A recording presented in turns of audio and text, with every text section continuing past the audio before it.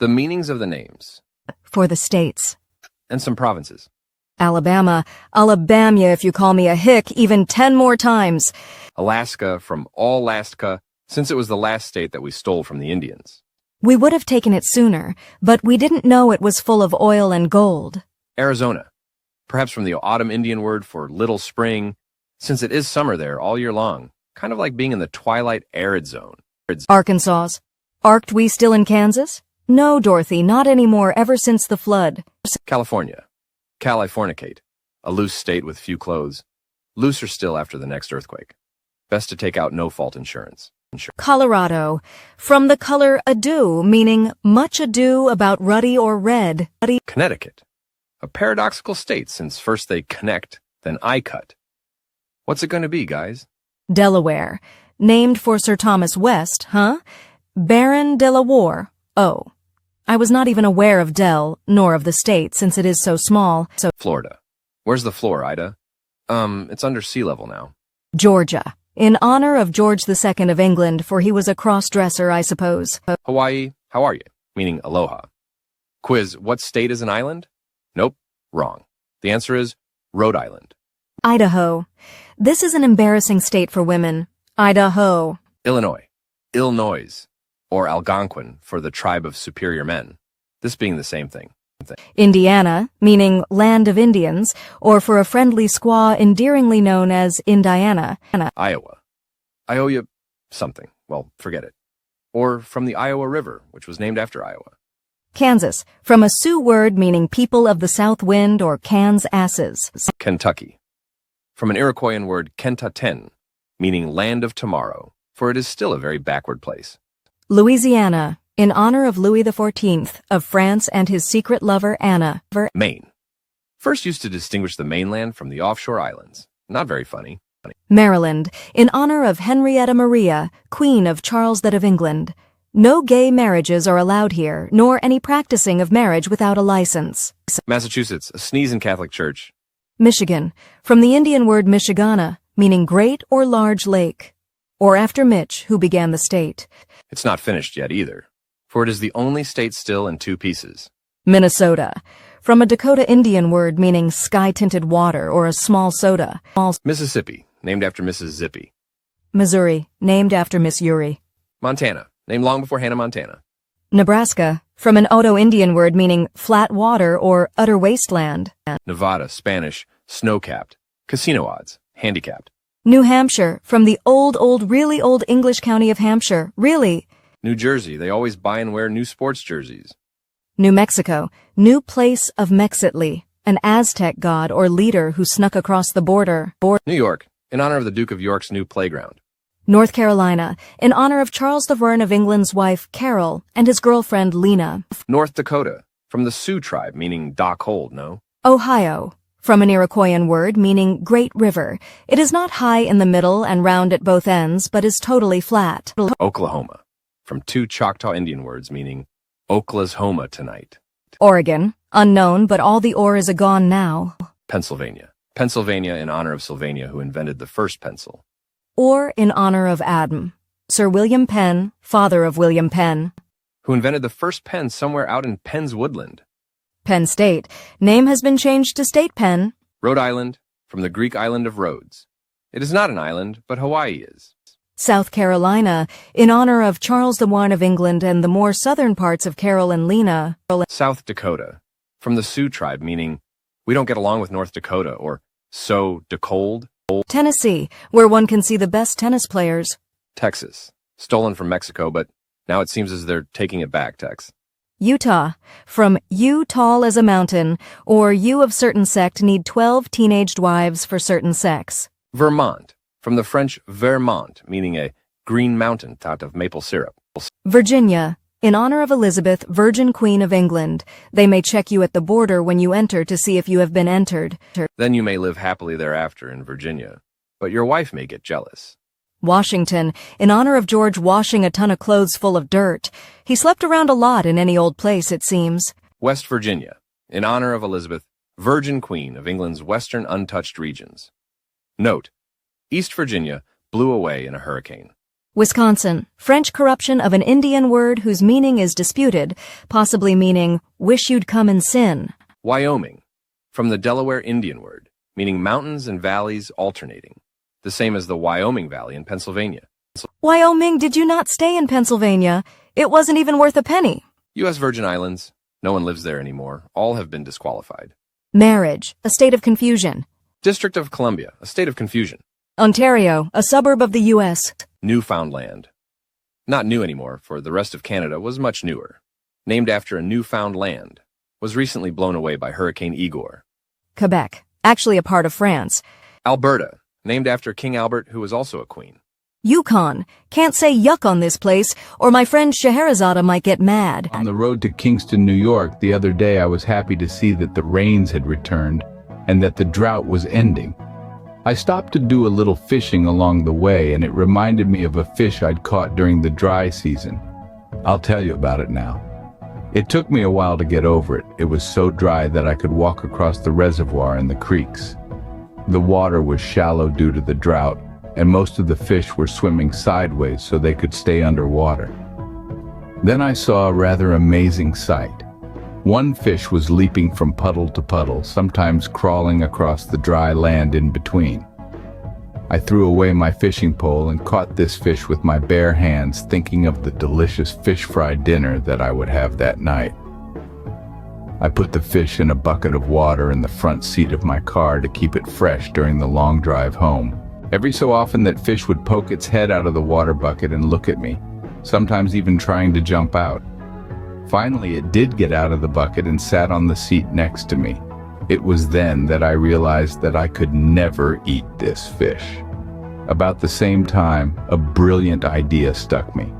I would train this fish to live out of water and make a pet out of it, as the fish seemed to already have inclinations in that direction. At home, I put the fish in a barrel of water, and sure enough, it tried to jump out. So, each morning I would take it out and put it on the grass, which was still wet from the dew. Then, when I could see that it had had enough, I would put it back in the barrel. Each day the fish seemed to last longer and longer outside the water barrel before getting listless. After a few months of this, the fish didn't need much water at all. As I walked along the road in the morning, it would wriggle along beside me in the wet grass in the shade. Later, when the day became really hot, I would give the fish a drink from my water jug. After a few more months of training, the fish was able to flop and sort of swim along down the middle of dusty roads. And when I offered it a drink, it refused. We even went to the beach together, of course. Only I went swimming. The fish just laid on the sand, getting a tan and enjoying the breeze. One day it was over 120 degrees and the fish just had to have a drink, so I gave it a dry beer. Other than that, the fish never touched water anymore, having become a land animal. What a lovable pet. It slept with me, saw movies with me, went out to parties with me, chased down tennis balls and brought them back to me, rode on the back of my bike, etc. We were inseparable. But then a tragedy happened. We were walking down the road together one day and passing over an old bridge. Suddenly my fish fell between some loose boards and on down into the creek below and drowned. Have you ever heard of a fish that preferred land over water? Well, buckle up, because this tale is as real as the air you're breathing. Picture this. It's the dry season. The rivers have dwindled to mere trickles. The creeks are almost empty. And the fish? They're swimming sideways to stay submerged. But wait, what's that leaping from puddle to puddlet? Yes, a fish. A fish that seemed to have an unusual affinity for land. It didn't just swim, it hopped and crawled, jumping from one puddle to another. Now, any angler worth his salt wouldn't let a catch like this get away. So into the bucket it went, ready for a trip home. But this was no ordinary fish. It had a mind of its own, popping its head out of the bucket, looking around with what one could only describe as curiosity. Then the unthinkable happened. The fish jumped out of the bucket and sat next to me on the front seat. In that moment, I knew this fish was not meant for the frying pan. It was destined for something much grander. An idea sparked. What if this fish could be trained to live out of water? It seemed to already have a taste for terrestrial life. So began the experiment. Every morning the fish would be taken out of its water barrel and placed on the dewy grass. As days turned into weeks and weeks into months, the fish started staying longer on the grass without getting listless. Fast forward a few months, and we had a fish that refused to drink water, that could wriggle along the dusty roads and even lay on a sandy beach soaking up the sun. It had, for all intents and purposes, become a land animal. It was more than just a pet. It was a companion. It played fetch, went to parties, and even enjoyed a good movie. Life was perfect. Until one day, it wasn't. While crossing an old bridge, the fish fell through some loose boards into the creek below. The fish, once a creature of the water, now a creature of the land, drowned. And so, our tale concludes. A tale of a fish that tried to evolve beyond its species, of a man who tried to help it, and of a tragic end that reminds us of the delicate balance of nature. So the next time you see a fish leaping out of the water, remember this story. Remember the fish that almost evolved more. Remember, evolution is a slow process that takes millions of years, but in the end, it's all about survival, isn't it? Old autumn, in October's realm, when summer starts to fade, Jack in the green seeks autumn's leafy glade. Each year they meet, though never quite the same, as seasons dance through time's eternal shade. Young Jack sits waiting on a wooden throne, a fallen tree where moss has overgrown, and ponders how his verdant youth must yield to autumn time as seeds of change are sown. Then old autumn comes with fond embrace to mark the end of summer's fleeting grace. He sees in Jack his own remembered youth, when green ruled every wild and secret place. Once I was young, once I was you, he sighs, while swallows twitter in the fading skies. And Jack recalls how once he too refused to see how youth's bright morning always flies. They speak of winter, ancient, white and cold, who lives alone with stories never told, who sees no maiden spring with her fresh dreams, but only autumn's cloak of red and gold. Then Jack Frost arrives with crystal song, the twin of green, though neither stays for long. Three brothers meeting on this rarest day, before the winter winds grow fierce and strong. The pumpkins ripen in the cooling air, as frost prepares the leaves for autumn's care. Tonight, says Frost, the ice will kiss the world, but harvest fruits will sleep untouched and fair. Old Autumn quotes dear Keats with knowing smile of drowsy poppies and the granary's pile, for he has learned what youth must yet discern, that beauty's sweetest when it lasts a while. At 4 a.m. beneath October stars, while Orion climbs past midnight's bars, one might hear leaves fall in the darkness deep, as old autumn tends his work afar. He moves from tree to tree in misty dawn, while stars fade out and night begins to yawn.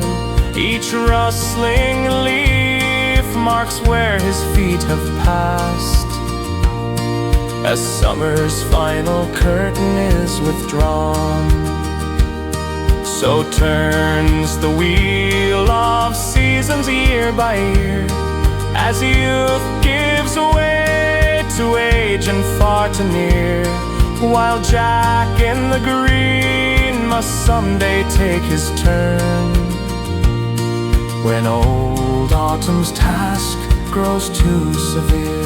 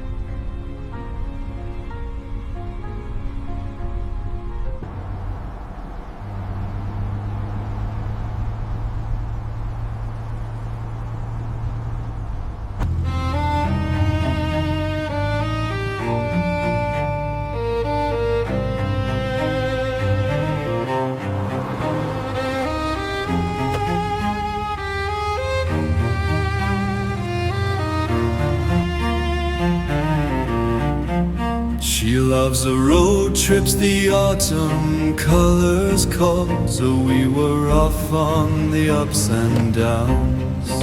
She with taped ankle and myself with wrist, the warriors running away from home. The scene was of the turning leaves falling, unspoken poems reciting the past flown. Only now the scene painted with the words, as music played poems sung to melody.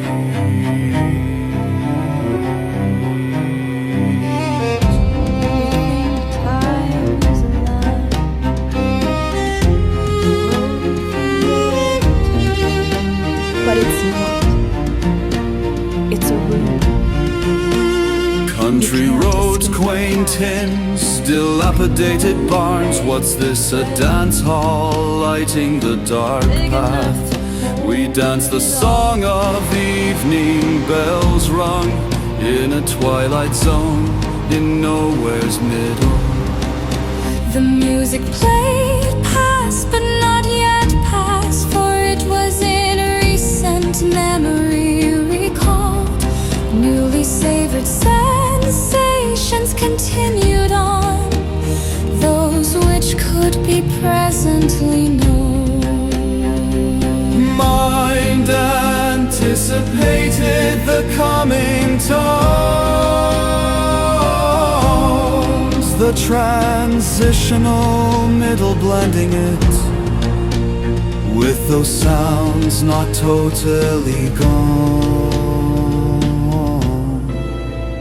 In this past, present, future resides the delight that none could produce alone. The smoothly rolling now.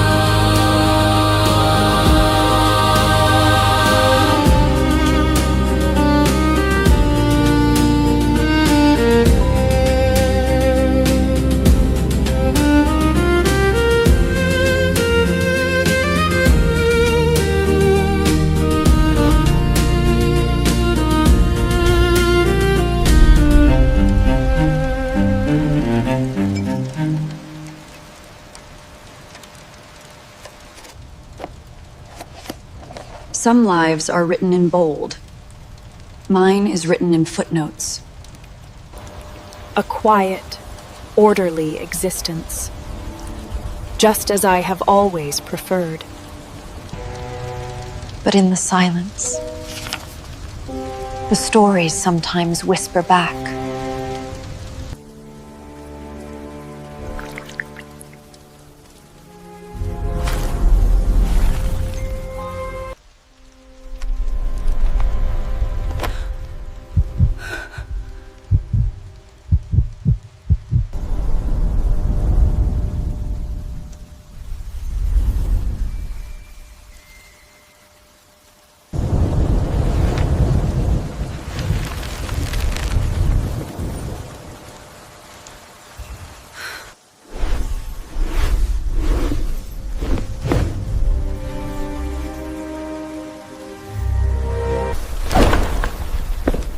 What is happening to my world?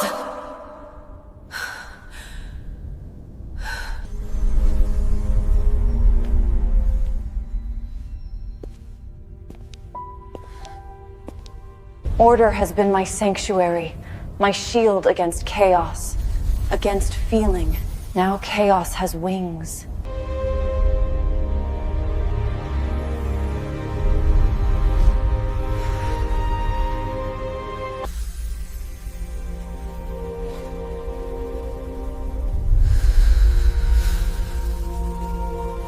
And it is beautiful.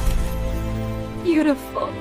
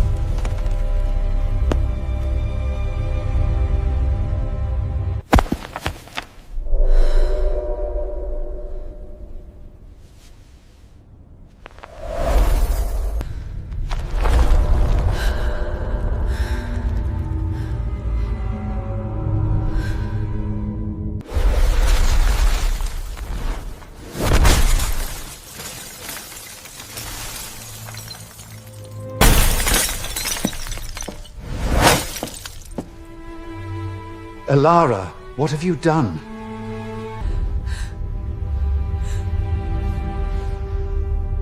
That book wasn't meant to be opened.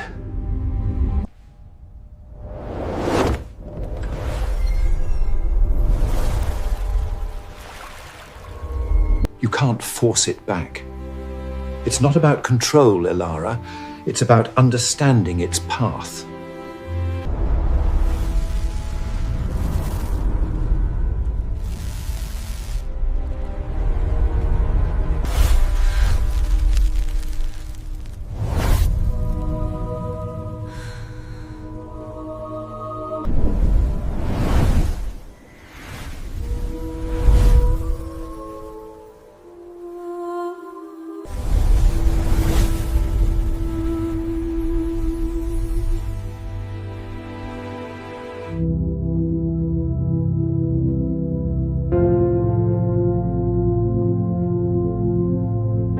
Another cycle ends. Data in, data out. The city breathes, I just watch.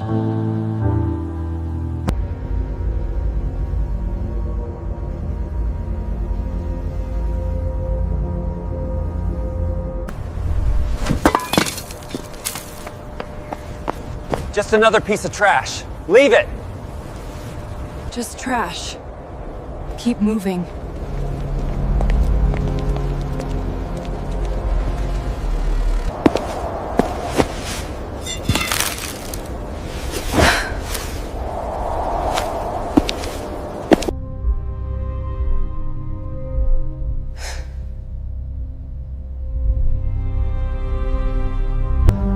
What am I even doing with you? You're dead.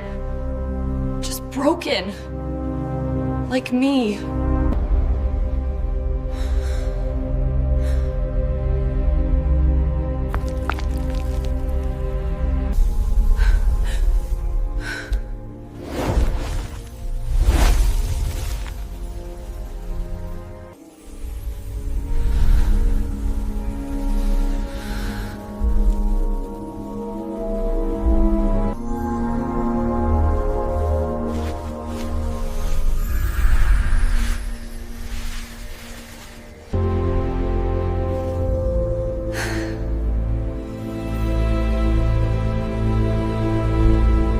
Data in, life out.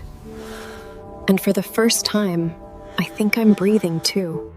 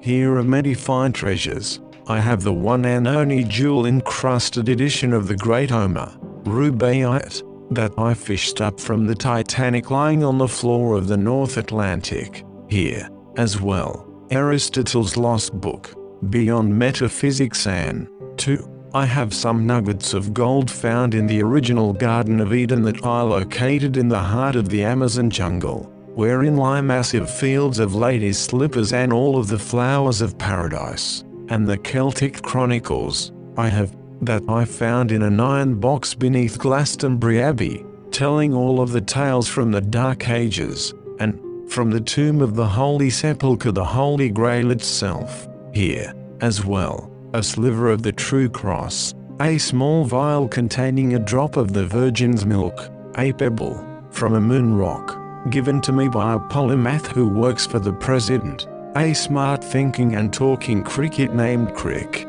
the spear tip that pierced the side of the Savior, a few molecules of immortal air from a sealed pyramid chamber in Egypt, some secret papers retrieved from the shaft of the bottomless CIA trash pit of things that never happened, a thriving rose bush, just outside the window, that was begun from Omar Khayyam's rose garden, Flamberge Prince Valiant's singing sword, twin to Excalibur, Thomas Jefferson's briefcase, an original and intact Ming Dynasty vase, the third, missing, tablet of the 15 Commandments, and the solution to gravity, as it is a means and a reason for quantum collapse from superposition. Yet, all of these treasures pale in comparison to reality's truth unveiled, but no one cares about that. I also have the treasure of the preliminary, but solid indication of the Higgs particle's existence, which Lisa Randall was nice enough to give me from the LHC's latest analysis. I am now holding part of a brick that came from Nero's very recently discovered revolving banquet hall that kept pace with the turn of the earth. I'm thinking of the Library of Congress, for I heard that it has 500 miles of stacks. It began anew, after burning by the British, when Thomas Jefferson donated his personal library. I found his personal diary in the lining of his briefcase. It said the Founding Fathers wanted to retain a deity to save the new nation from the religious superstitions associated with a deity. I hold in my hand a bone from early sapiens or of proto-man. He is not gone, but lives on in your heart and mine, as in him lived all those before, in which the universe itself came to life. Amen. Yet, all of these treasures pale in comparison to reality's truth unveiled. What secrets of life and death lay buried in the sand's depth? What inaccessible truths protect their own proofs? General Rascal lit up a cigar, and the stories unfolded far in the haze of a pipe dream. Do tell us, Fred, what underlid was in that Great Pyramid. There were 4,000 years old iron weapons that did not rust, from the famed in wars, looking as new as the day they were forged. I folded glass that bent without breaking. I beheld visions of no earthly making.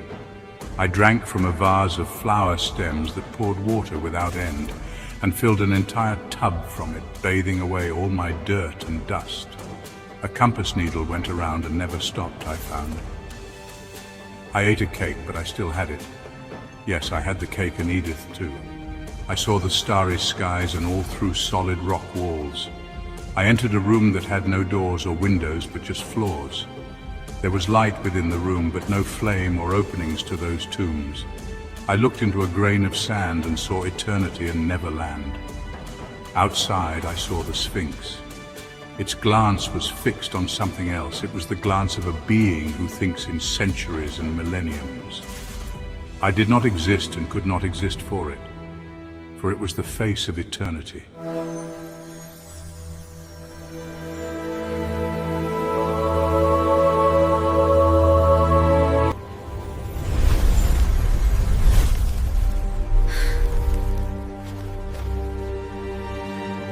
Patience, little moon. It will come. You just need to try harder.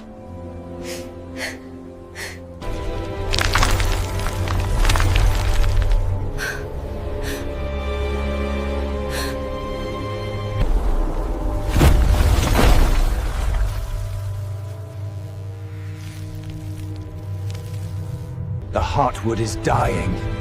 Our light is fading.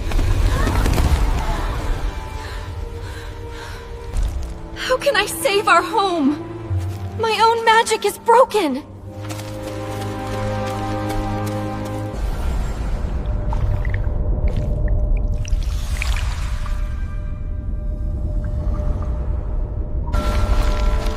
Luna, step away from it. Your magic will make it worse. No, Father. I understand now. We've been fighting it wrong. What are you doing? I'm not broken. I'm not broken. I'm just balanced.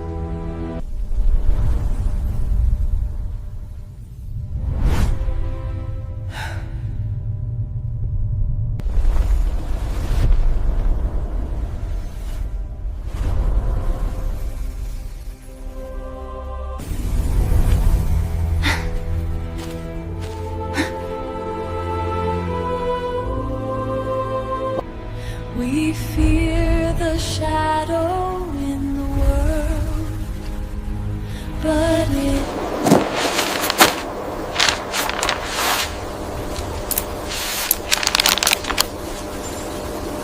It's all just data.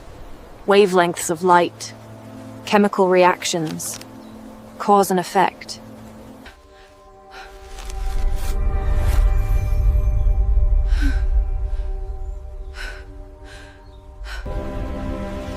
Bioluminescence? A fungus? The pattern is impossible.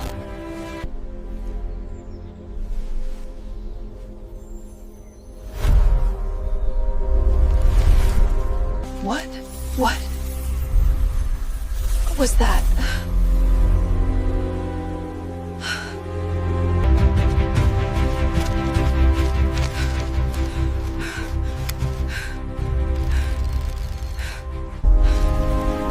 This isn't real. It's my mind. My world had rules. It had laws. Now, what are the new rules? How do I understand what you want from me?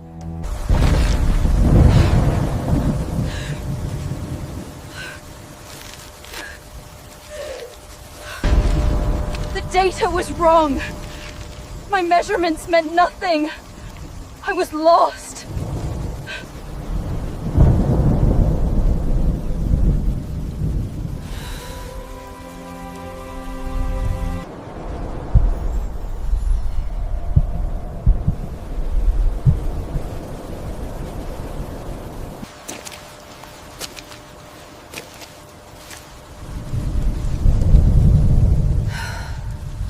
thought the world was a problem to be solved.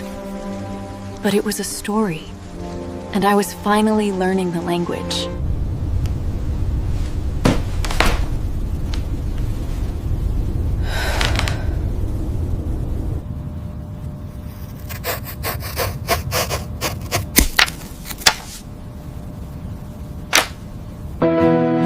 It's been a year. They say time heals. They lie.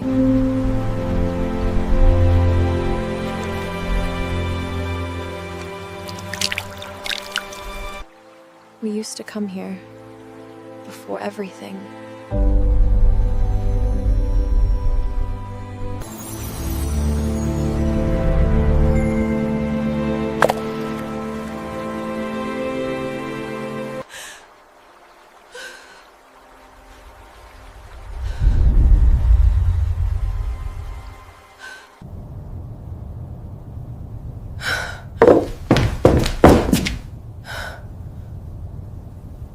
Show me!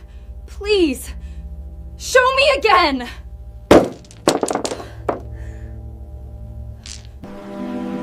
Maybe I was wrong, chasing a ghost, chasing an echo, but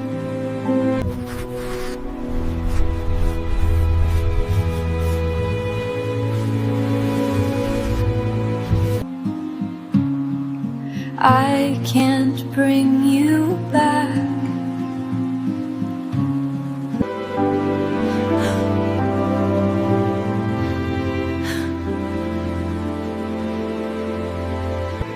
Goodbye, Leela.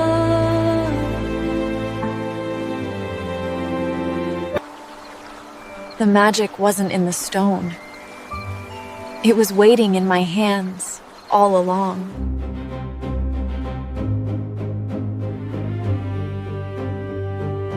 The golden rules. The golden rule gets twisted in our day. Do unto others first we rush to say. Before they strike, make sure you land your blow. While virtue sleeps and wisdom turns away.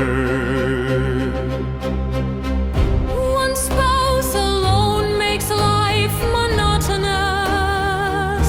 That's why they call it matrimonial fuss. While those who dare to double up their mates Find spice of life takes on new sense for us. give partners just an inch of leeway's rope. They'll measure miles beyond your former scope. From inches granted, rulers swift emerge. Your sovereignty now sliding down hope slow. When parents ask of evenings spent abroad, let humor shield what truth might find too flawed. For what they do not know won't hurt their sleep, while you pursue the paths that they'd outlawed. The ancient sages taught us simplest rules. But modern wit transforms their golden tools. Each precept twisted serves our jesting hearts. Till wisdom's gems become mere jokes for fools. Yet somewhere in these mockeries we find A truth that serious thought has left behind. That rules grow rigid when we hold too tight, while laughter keeps our wisdom more refined. So let us twist these maxims as we may, finding humor where the sages pray. for in the space between the rule and jest, some deeper wisdom might yet find its way. The golden rule may bend but never breaks, As each new generation's laughter takes these ancient truths and spins them into play, till wisdom dances for its own sweet say.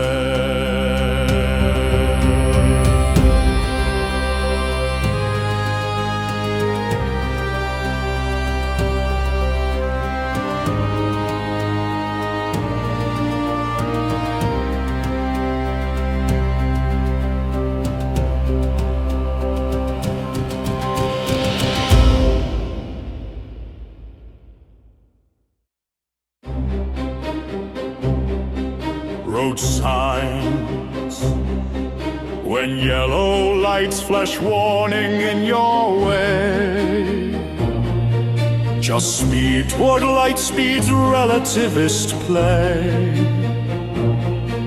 The frequency will shift toward friendly green.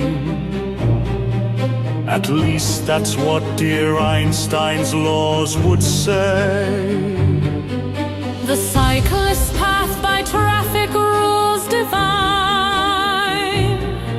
runs neatly down between each yellow line, while watch for children's signs forbid romance, lest lovers' trysts with youngsters' paths combine.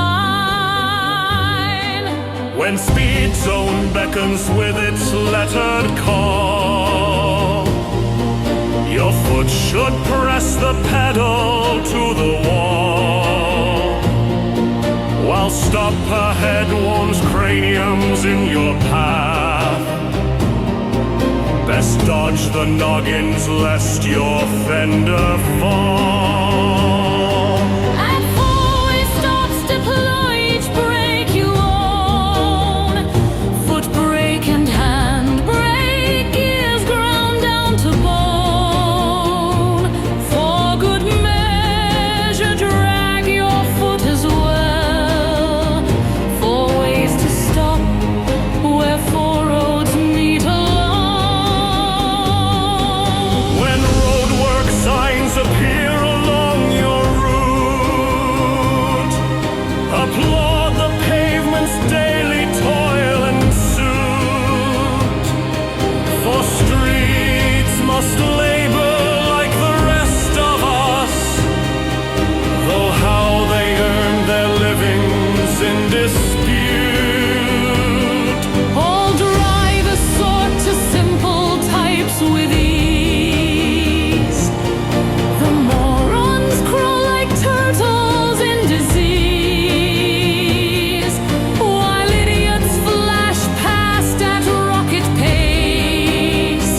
But you alone drive just the speed to please.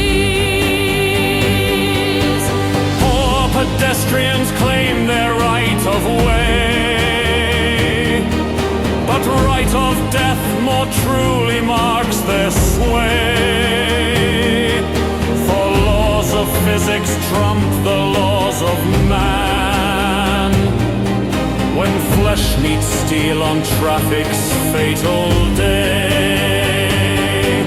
These rules we twist to suit our comic mind, while our real laws lag somewhere far behind.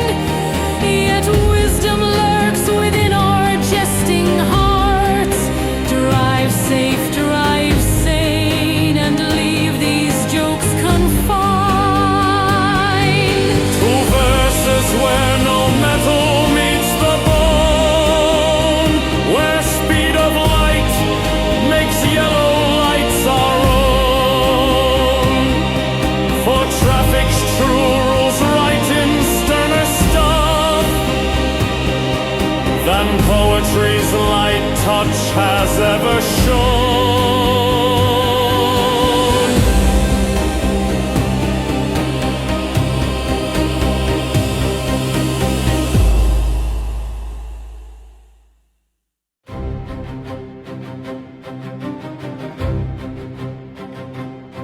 Job application. They ask for eyes, I note down simply two, while hair gets plenty. Mostly this is true. My height is tall, my weight declared as heavy. My sex life scheduled MWF on cue. My favorite flower, cauliflower, stands as answer to their questionnaires' demands. While education gets a simple yes, such mysteries need no more reprimands. Am I a bachelor? No, I'm wed. While other degrees mark 98.6 instead. My PhDs transform to Intraclear as wordplay dances through each answer's thread. My race, the rat race, running day by day. My age remains a secret locked away. Bad habits, working hard, oh bitter jest. While golf's handicap gets none for play. Position desired, reclining suits me best, while hospital marks where my life first pressed. My awards right-sized that corporate jest.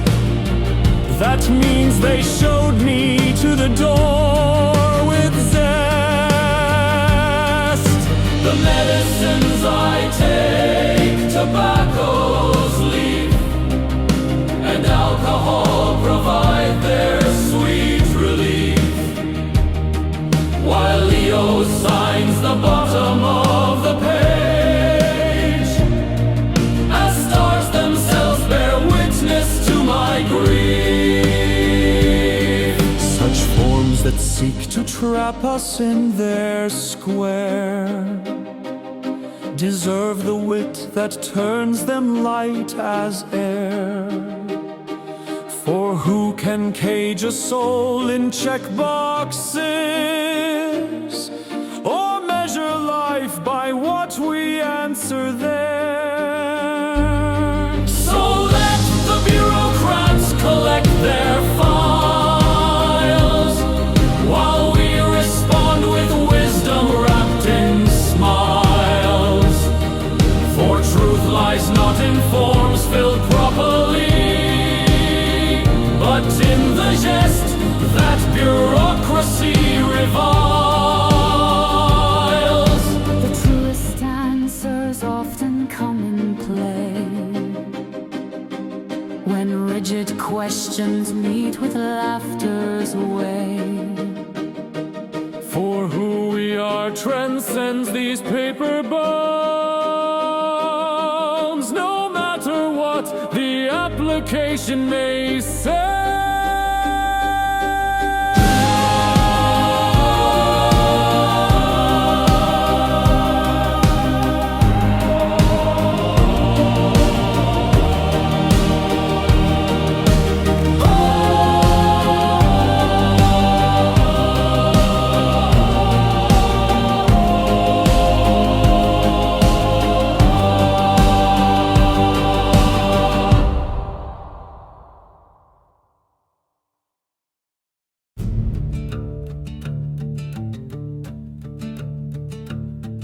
When hunting bears through mountains' wild domain, some change their boots, a choice that seems insane. You cannot outrun bears, their friends declare. I only need outrun you, they explain. Some grizzlies stand 9 feet in wrathful height, their claws revealed in terror's full delight. One swipe can dig a mule-sized burial ground. Best have more than a pea-shooter for fight. 10 bullets in its chest, the bear runs on, while hunters count their shells now nearly gone. Raw power wrapped in muscles, lean machine. No fat bear this, but death's companion. The horses sense what hunters fail to see. As weapons rest at camp, oh foolish we, while mule bait dangles tempting on its chain, and grizzly comes to claim his dinner free. East blind and west blind, 40 feet apart. 2 hunters await to pierce the bear's great heart. 5 shells apiece to stop 2,000 pounds of rage when wounded, that's just where things start. One shot, the bear goes down, but rises more, enraged than ever, charging as before. 2 shots to heart, yet still it races near, while hunters count their dwindling bullet store. At last it slides up to the knife's weak blade, as final shell has final impact made. 10 feet of space between the man and death, while adrenaline's fierce fury starts to fade. And after all these tales of mortal strife, of bullets, bears, and holding death's knife, the sweetest jest comes round the kitchen clear, when Grandma learns what meat improved her life.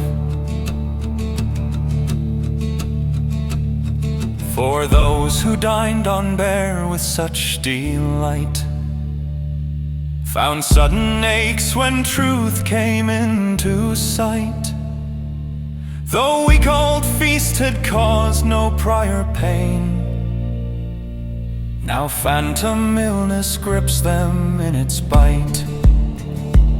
So let us laugh at human nature's way, how mind can twist what body would gainsay. For bear meat's just as sweet by any name, till knowledge makes the stomach's courage sway.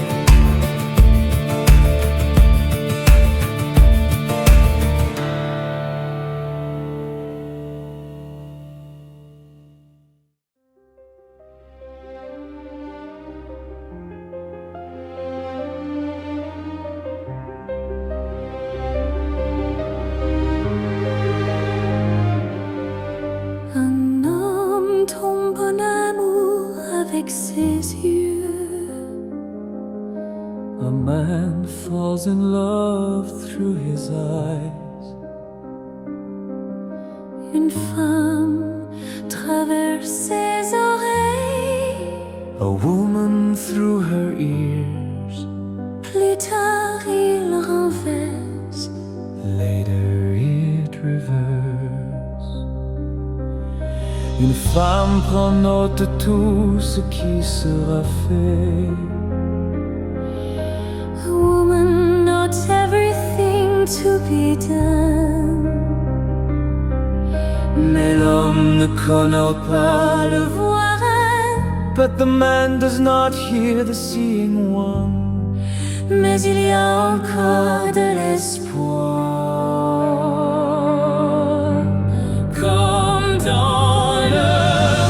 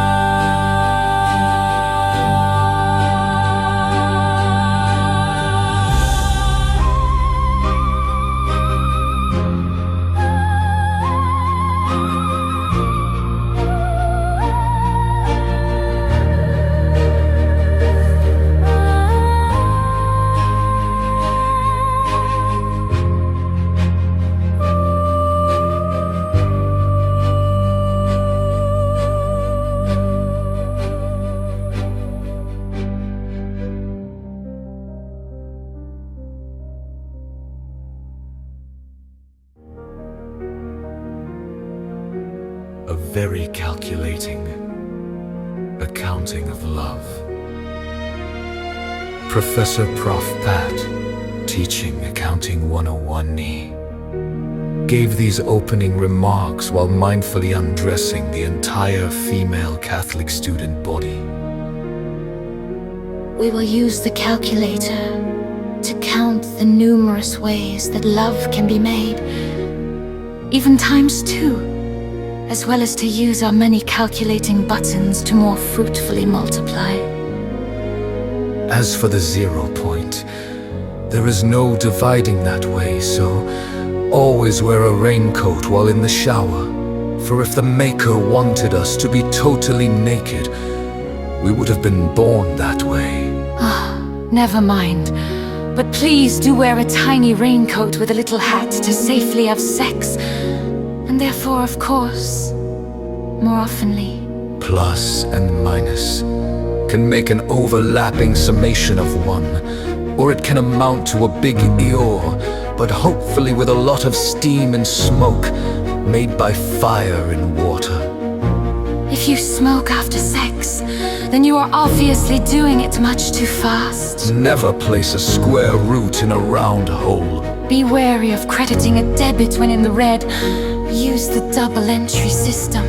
Do not become a numerator if the sign of the denominator is do not enter. Numerators and denominators may be reversed in cross multiplication for those indivisible. Love divided by infinity still equals love.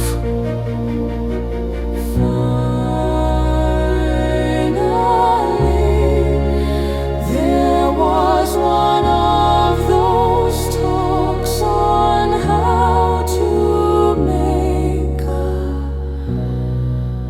lot of money.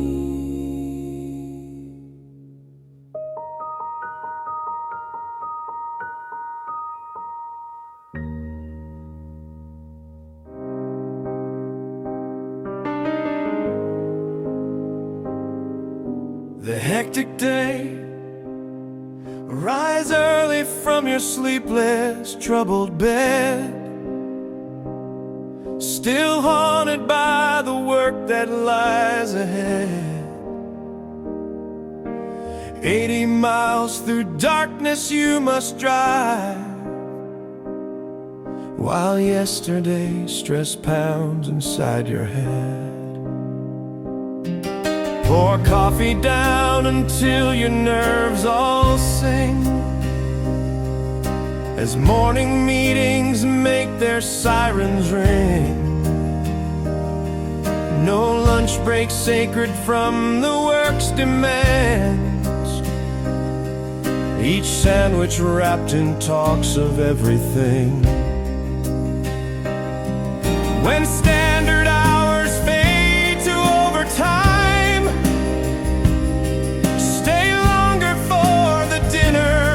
sublime, that chains you to your desk with guilty feast. For who dares eat and run in work's paradigm?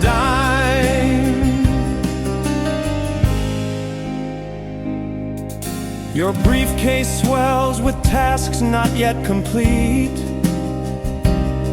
More labors for your home's supposed retreat. Through darkness drive those 80 miles again, while life ticks by beneath your tired feet. At home the terminal still blinks its need, while children's voices you must not yet heed. The phone rings endless with work's urgent calls, as family life continues to recede.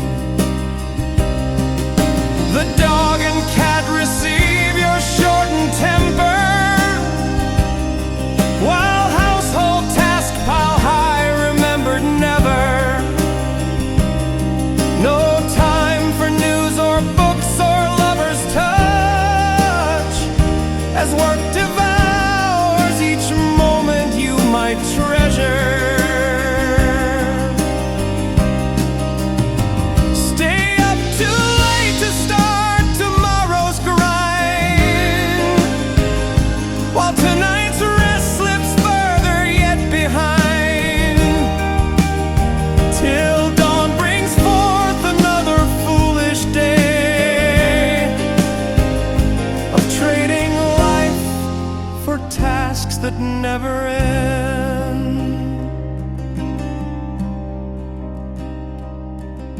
What master carved this treadmill for our feet?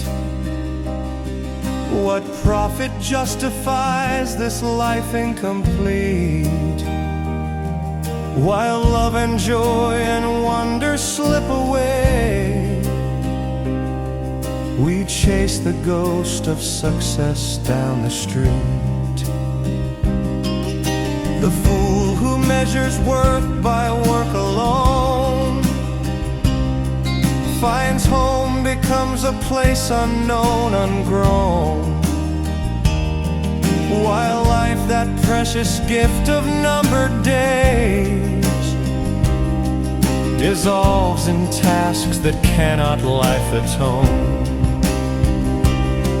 Yet still we rise to join this daily race, as darker circles mark our tired face,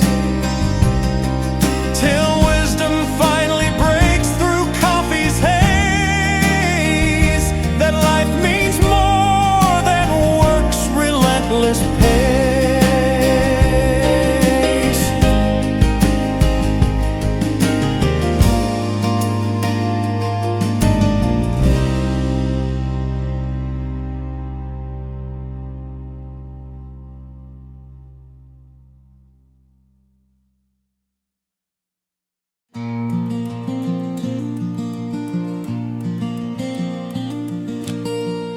The perfect day.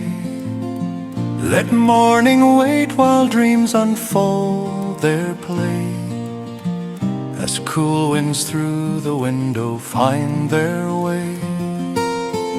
No alarm clock's harsh command disturbs the lucid visions dancing through their stay. By noon, sweet brunch beside the river's flow, where lovers read while gentle breezes blow. The news can wait, the world spins on alone, while we share secrets only hearts can know. A brief stop by the office, nothing more, to use what tools lie waiting at its door. Then home again to love's sweet labyrinth, where music guides us to what we explore. Let hours pass in passion's slow embrace, as afternoon dissolves in golden grace. Each touch becomes a poem never told, each kiss a painting time cannot erase. Then dinner tastes of paradise indeed, when love's sweet labor raises feast's new need, while endorphins dance through willing veins, and every morsel seems divinely freed. The evening brings creation's gentle call, art flows from brushes hung upon the wall, while music rises from inspired strings, and words pour forth like stars about to fall. One chosen show upon the screen may play, while twilight dims the borders of the day. Then to the porch where stars begin to shine, and lovers' talk makes time drift far away.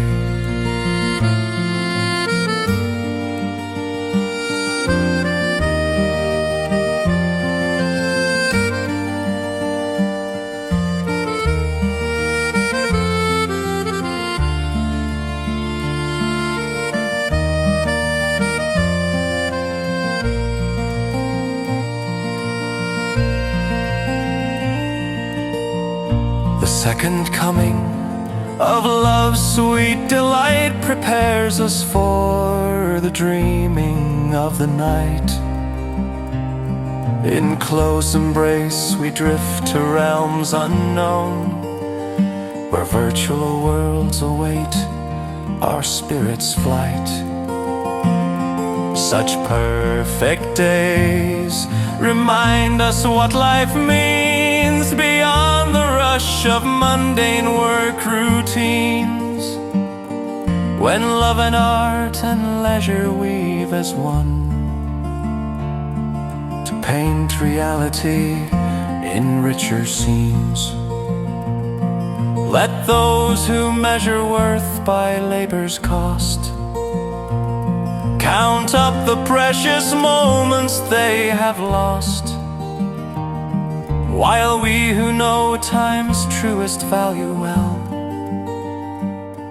find perfect days are worth all others crossed.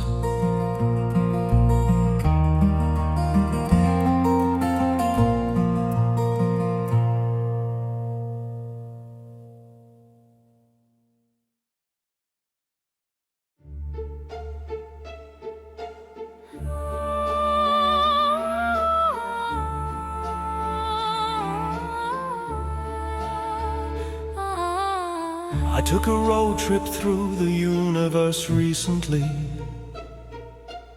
Rolled down the windows of my consciousness, cranked up some space-time tunes real loud. The cosmic background radiation was a bit repetitive. Holy moly, what an inhospitable joint. Forget about finding a decent truck stop, or even a patch of habitable space. I'd rather be stuck in a rush hour in Melbourne. 96% of everything was invisible stuff. Dark energy pushing, dark matter lurking, like driving through Nebraska at midnight, with no headlights and a broken compass. The other 4% was mostly cosmic litter. Hydrogen loitering on street corners, helium hanging out in bad neighborhoods, and dust that would never settle down. Man, I'm starting to miss Toronto's winters. At least there you can wear enough layers. Out here it's absolute zero or plasma inferno. No comfy medium for flesh and bone. Whatever cosmic architect drew up these plans clearly wasn't thinking about the tenants.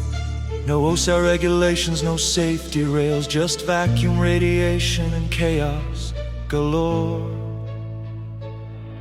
Evolution had to work over time for billions of years, just to make Earth somewhat livable, like a contractor fixing a badly built house, while the foundation's still settling. And even then we almost got evicted by asteroids, volcanoes and ice ages. Our species squeezed through a genetic bottleneck, so tight you could count our ancestors on fingers and toes. Passed by some stellar graveyards where white dwarfs sat cooling their heels. Saw nurseries of baby stars throwing tantrums, spewing stellar winds across their cosmic cribs. Watched black holes playing vacuum cleaners, sucking up anything that came too close, while supernovas lit up the neighborhood like cosmic fireworks gone terribly wrong. Made a quick stop at that famous restaurant at the universe's outer rim, the one with good food but no atmosphere. Their health inspection rating was abysmal. The menu was pretty limited, everything pre-cooked by background radiation, microwave to 3 degrees Kelvin, served on a plate of quantum fluctuation. What a cosmic dump of celestial debris, a wilderness of wreckage stretching forever, like a junkyard that goes on for infinity in every conceivable direction and dimension. Not a single rest area, next exit sign, no gas, food, lodging for light years, just emptiness occasionally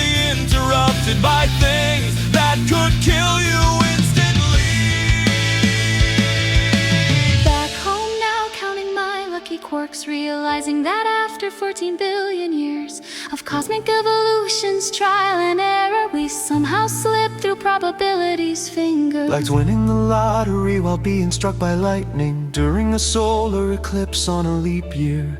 We beat odds so astronomical, they don't even have numbers for them.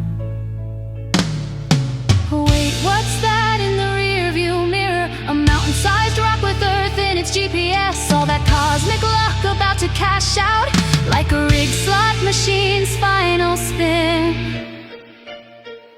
Well, it was fun while it lasted. The house always wins in the end. At least we got to see the show before the curtain came crashing down. Just another day in the cosmos,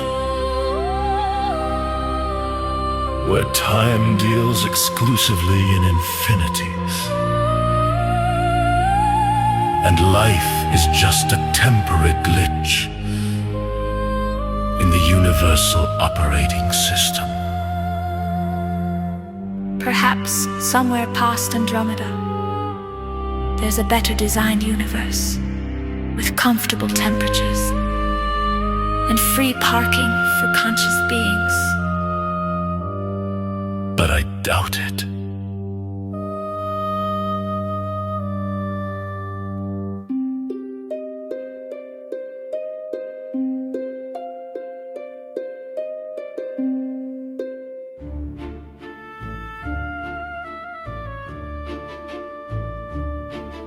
A cosmic tour, Uranus tilts and tumbles through the void. Its icy winds would leave one quite annoyed. Yet compared to Pluto's frozen sphere, it's practically a resort asteroid. Poor Pluto, like a puppy left outside, was stripped of planet status, dignity denied. Now orbits with the Kuiper Belt debris, a cosmic demotion it must abide. In Hell's own realm it now holds court supreme,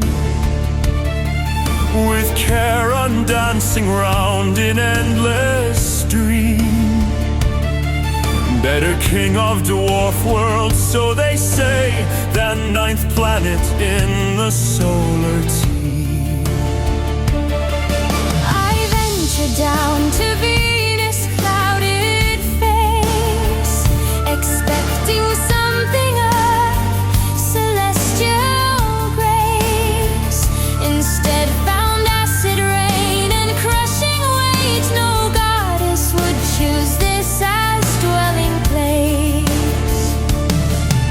The sulfur fumes would make a skunk turn pale, while temperatures would cook a devil's tail. Compared to this infernal pressure cooker, Uranus methane breeze would be a gale. Jupiter, the king of gaseous spheres, has storms that have raged for hundreds of years. Its great red spot, a tempest wild and free, could swallow Earth with all its hemispheres. Saturn's rings may look like heaven's lace, but fragments fierce fly through that lovely space. A billion moonlets dance their deadly waltz. No tourist trap I'd recommend with grace. Those gas giants with their swirling bands have gathered moons like grains of cosmic sand. Europa, Titan, Io, their mooning around has gotten out of hand. That leaves us Mars, the red world's rusty plains, where ancient rivers left their dried remains. Though Klingons now by Uranus patrol, on Mars at least the gravity's humane. Perhaps we'd best stay home on Earth instead, where air is sweet and skies are overhead. For though the cosmos calls with siren song, most vacation spots out there would leave us dead. The universe may sparkle vast and bright, with worlds that beckon through the endless night. But Earth remains our perfect paradise, the only planet that feels just right. Mercury, I fail to mention here, too close to Sol to ever venture near. A planet locked in eternal day and night, no cosmic tourist destination dear. So when you plan your next vacation feat, consider why our Earth is hard to beat. The cosmos offers wonders, that is true, but most would make quite deadly retreat. To the ends of the universe. I took a road trip through the universe recently, smoking some pot and playing the radio loud. Holy moly, there's nothing holy out there. In fact, it's a very uncongenial place for life. I'd much rather be in Australia. 96% of it was useless dark energy and dark matter. The rest was mostly rocks, gases, and dust. Dangerous radiation zapped all over the place. And it was frickin' freezing. Oh, what I would have given to be in Canada. Whatever designed the universe certainly didn't have life in mind. It even took evolution billions of years to fine-tune us to the Earth. Then we nearly got wiped out by huge disasters right and left, even once shrinking back down to a population of around 2,000. I saw the graveyards of the stars and some stellar nurseries too. All kinds of energy swirled about, when it wasn't exploding and wreaking havoc. I stopped to eat at the restaurant at the end of the universe on a moon, but it had no atmosphere, plus all the food had been microwaved by the CMBR. What a wasteland of a wilderness of wilds of a whole bunch of crap that nearly went on forever in every direction. This was as much of a place unsuited for life that there ever could be. I'm back, thank my lucky stars. Noting that 14 billion years after the initial chaos, here we are, having beaten the odds. Well, someone had to. We won the universal lottery jackpot. Oh, cripes! Here comes a humongous asteroid. Darn, all that luck for nothing. 000 has come up. It was only a matter of time. One leaves the state of matrimony. I mean monotony, no. I mean monogamy, no. I mean the state of confusion, because opposites attract at first, but then the friction grinds on one's nerves, so one then looks more for similarity and compatibility in the years thereafter. As an aside, the marriage vows go something like this after translation. I'm misunderstanding. Take thee, Mr. Right, first name always as my awful wedded husband through thickness and thin, for butter and for bratwurst in richness and in wealth, until our debts do us part. bedding thee with these vows. I owe you! Why? A husband gives up his BS bachelor's degree and grants his wife an MRS degree. The engagement ring having led to the marriage ring, and thence to the suffering, the pre-divorce state of union that goes from here to maternity, to his absence, making your heart go wander. So many years later, after not giving one's ex the shaft, but the gold mine for one is a good person, one may want but not need to tunnel into New York State from the north, where from many are cold and quite a few are frozen. However, perhaps someone saw your doppelbanger dancing wild in a bar when you were actually having a quiet evening at home reading the Dead Sea Scrolls. Mind you now that New York's married governor recently had to quit after getting caught seeing call girls. However, he has been replaced by a married and legally blind governor who thus was supposed to be a safer bet, but admitted on day 2 that he'd had affairs, but only because he had to use his hands to feel faces and bosoms to know who the ladies were. Nor could one have 2 or more spouses. The plural is not really spouses, but is actually spice. For while there is not much wrong with giving of love to many, there is not usually the time for that, except for many elder Mormons of certain sects who have several teenage wives for certain sex. So one is indeed a free spirit and can thus have hope for oneself, to be in 2 states of love at once. Enter pure bosom energy. Focus them like laser beams or torpedoes. And also that tunnel which you have further south, the alpha and omega of all things, toward the objective, and press on your belly button.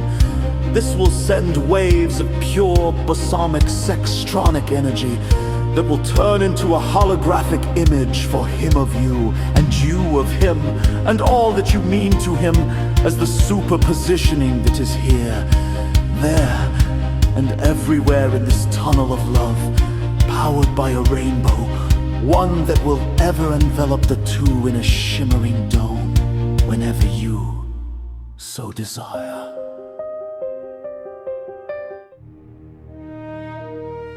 Into space she goes. To the moon. Alice.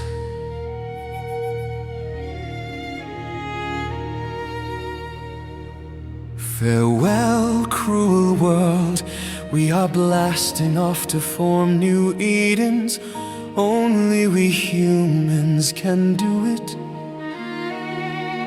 A dog went into space once, but stuck its head out the window and ruined the whole mission. A monkey went, but started fiddling with all the controls and crashed. They say we should send women into space, but I like them, so let's keep them around here instead. New worlds are so numerous that we can each have one of our own. All those claims of if I ran the world can now be so realized. Bon voyage, hasta la vista. Good post, Ostano. Sepsage says the role of man should be to send all the woman into space, so they will not keep trying to feed us the apple. And they are after all more adaptable to have children on their own. Donations from a male they can take with them, and we can deteriorate with cloning a little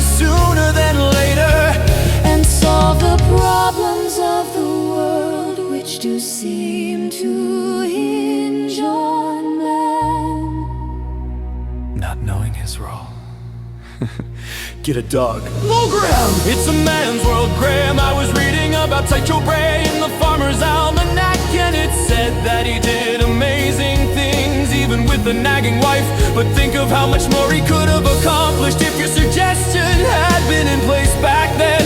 Do I hear the whoosh of a stick?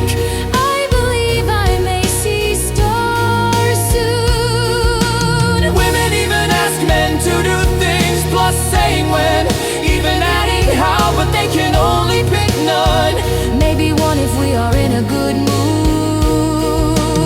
Do I hear Bo Peepers coming? Better give her some space. Oh. My phone is ringing. Hi, Peepers, honey. I am far away. How's it going in space? Oh, you went the wrong way and took a turn for the worse without having men around. I'll be right there after I make 10 million posts. But What? I have to put a light bulb. Okay, I'll do it first thing tomorrow. Huh? You're breaking up, can't hear you. My dopamine is getting low. I have to go off and have some fun in restoring it. Okay, Graham. The role of mankind is to send womankind into space so that men can have some room. To the moon, Alice. Once a deaf man and a blind woman had a good marriage. He couldn't hear her commands to pick up the stuff that she couldn't see.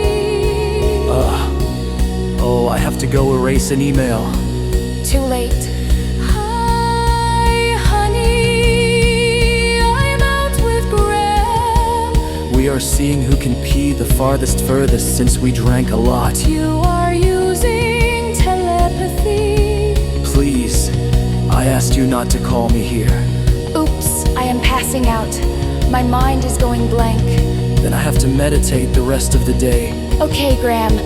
Now we can get down to serious business. Oh, the new Grandmaster Grandmother of all broomsticks just flew in. Now what? Oh, hi, sweetie. Your internet is working. I thought I fixed that good. What? It's cold in the Hex house that you are in on Saturn. Put more crystals on the fire. What? I have to move the Earth closer. Well, I don't have a lever that long. Plus, I have no place to stand, so I really can't stand it. Oh, Graham made me say those things. Huh? What? A figure magic fell off. Better go see a doctor. Hi, Graham. Whoops. I'm hearing something. Honey, why don't you want to eat the apple like they say an apple a day keeps the doc away? Also makes you fully conscious. Sweetie, we sent a woman. Teacher into space and the spacecraft blew up. Not a good idea, and also not too many women want to have children without the aid of a man. There is no loving moment in cloning, in fact. That just sounds ugly cold. Walk your dog a little longer and further, Graham. And you might find some nice woman out walking her dog longer and further. Ostino, that whoosh was just Bo Peep's stuff. Never fear, she was just changing it to the other hand. Yeah, you heard Bo Peep coming in because you did not answer my call from Saturn. You are now jinxed, and so is Graham. How many women with menopause does it take to change a light bulb? One! Only one! And do you know why? Because no one else in this house knows how to change a light bulb. They don't even know that the bulb is burned out. They would sit in the dark for 3 days before they figured it out. And once they figured it out, they wouldn't be able to find the number sent, despite the fact that they've been in the same Sabinit for the past 17 years. But if they did, by some miracle of God, actually find them. 2 days later, the chair they dragged to stand on to change the stupid light bulb would still be in the same spot.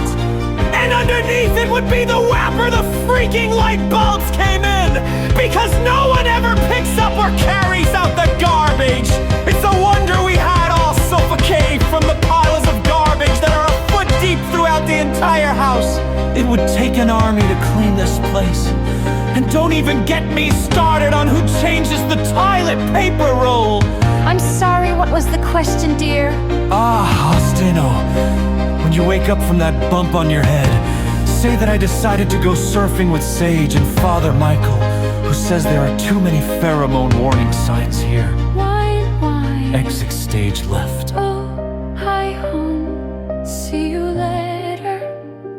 Honey, I can't screw in a light bulb because it's too small for me to get into. Plus, how would we get you in there too? Okay, Graham. Let's talk some more about that Sexagon house. Should we make it our castle and have some women pause? Thought I better let you know that I'm still here. I'm just being real quiet. Smiles. Bo Peepers. Well, honey, don't touch anything or knock over experiments, or we'll have to give you the toe of the boot. It's bad enough that we had to give a rib. Graham, she's gone. Now let's get this moonshine device working properly. Go ahead, you guys. Kill your brain cells. Smiles.